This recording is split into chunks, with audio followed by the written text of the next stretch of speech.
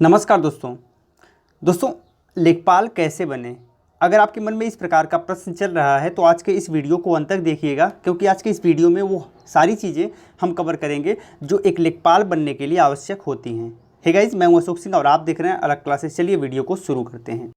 हमेशा अपडेट रहने के लिए सब्सक्राइब करें और फिर बेल आइकॉन पर क्लिक करें। जब भी आप लेखपाल बनने के बारे में सोचते हैं तो दो टाइप के लेखपालों की नियुक्ति होती है। एक होती है राजस्व लेखपाल और सेकंड होती है चकबंदी लेखपाल।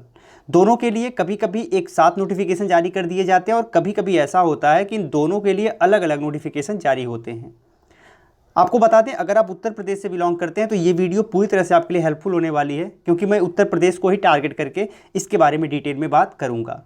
तो उत्तर प्रदेश में यह वैकेंसी जारी की जाती है उत्तर प्रदेश अधीनस्थ चयन सेवा आयोग के द्वारा, जिसे हम यूपी SSSC के नाम से भी जानते हैं।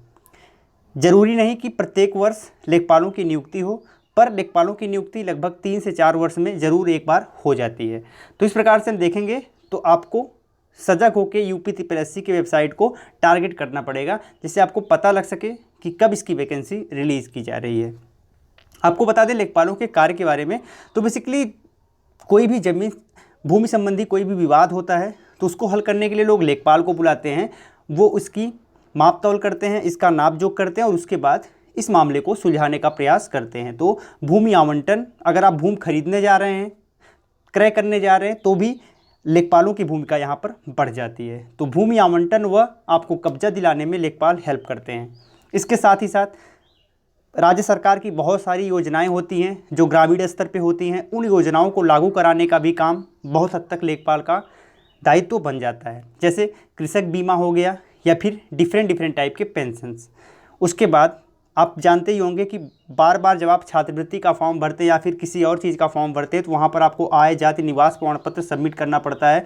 तो पहले तो ये पूरी तरह से लेखपाल के ऊपर ही निर्भर होता था, पर अब सारे प्रोसेस ऑनलाइन हो गए हैं। उसके बाद भी इसे वेरीफाई करना और आपकी आय लिखना, ये जो काम होता है वो लेखपाल का ही होता है। तो ये सारे के सारे काम भी लेखपाल ही करते हैं।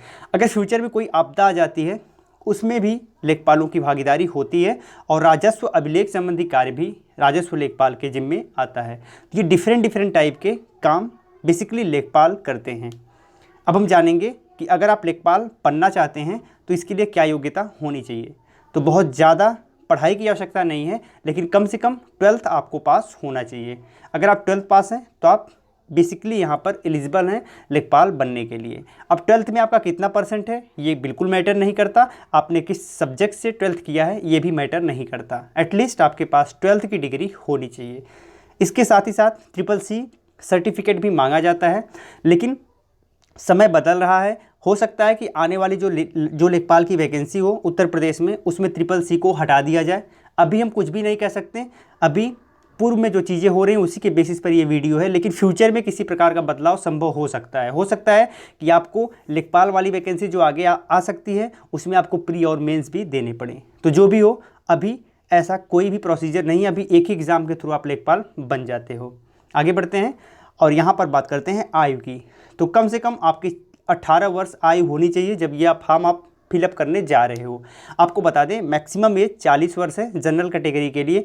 SC ST OBC के लिए अपने कैटेगरी के हिसाब से कुछ डिस्काउंट यहाँ पर एज में मिल जाता है। अगर एग्ज़ाम पैटर्न की बात करें तो बेसिकली यहाँ पर 4 सेक्शन से क्वेश्चन पूछे जाते हैं। पहला हिंदी, सेकंड गणित या फिर रीजनिंग, थर्ड सामान्य ज्ञान एंड फोर्थ ग्राम समाज या फिर विकास से संबंधित चीज़ें। इनमें 25-25 क्वेश्चन का रेशियो होता है और आपको बता दें टोटल 100 क्वेश्चन होते हैं, 100 मार्क्स के होते हैं। इन 100 क्वेश्चन को सॉल्व करने के लिए आपके पास कुल 1.5 घंटे का समय दिया जाता है, जिससे हम कह सकते हैं कि कुल 90 मिनट में आपको 100 क्वेश्चन सॉल्व करने पड़ते हैं। तो आपको ये चीज़ें ध्यान देनी है। अभी यहाँ पर नेगेटिव मार्किंग जैसी कोई बात तो नहीं है, लेकिन फ्यूचर में हो सकता है कि ये सारी चीज़ें लागू यहाँ पर भी हो जाएँ। ठीक है, तो ये भी आपको ध्यान रखना है।